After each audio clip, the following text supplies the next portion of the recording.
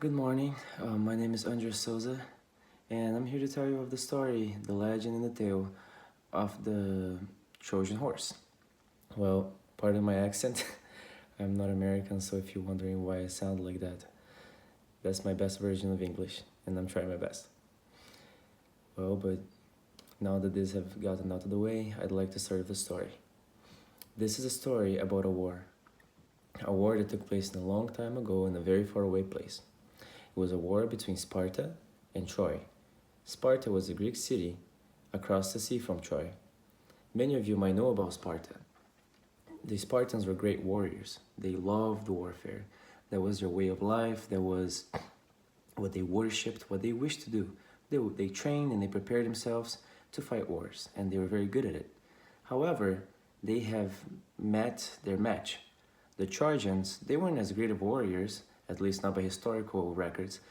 They were indeed great at building walls. So much so that they built this awesome wall. Very tall, very large, a very thick and impenetrable wall that no one had ever been able to breach through. The Spartans tried time after time, and even though they're great, even though they built sieges, even though they tried everything, they simply couldn't succeed.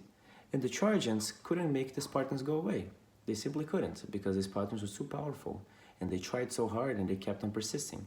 Until one day, after so many stalemates, so many ties, one one Spartan general, one of their leaders called Odysseus, he had a great idea. What was his idea?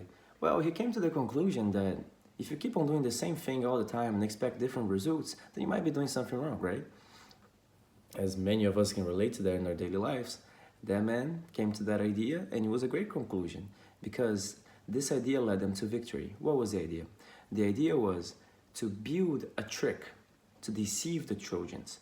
The Greeks were going to pretend like they were quitting, like they no longer wished to fight. And once they did that, they would leave a gift, as people used to do back then. They would leave a gift of defeat. It's a gift admitting that your opponent is better than you. It's a gift showing, demonstrating that you were no match for your opponent and that you're being outplayed and you're being outmaneuvered and your opponent is simply too great for you to deal with. What gift would that be? It had to be something beautiful, something majestic, something that the Trojans would want to keep, not something that they might just want to throw away. And the Greeks, they were known for their majestic pieces of art, their structures, their statues. They built a majestic horse. It was huge, enormous. And they were willing to offer that horse as their fake gift to the Trojans. Fake in what way? Well, they didn't have explosives back then. It was not like the horse was going to explode the whole city. But it could indeed be big enough to fit 30 men. These 30 men would be Spartan soldiers, spies. They'd be inside of the horse, waiting to be brought into the city. And in the right moment, they'd strike. Well, it sounded good to the Greeks, and the Greeks put that in practice. One day, they started fighting like usual, and when the Trojans thought that everything was going just the same, the Spartans simply fled. They acted as if they were losing. They got their things, they packed their bags, they went back into the ship.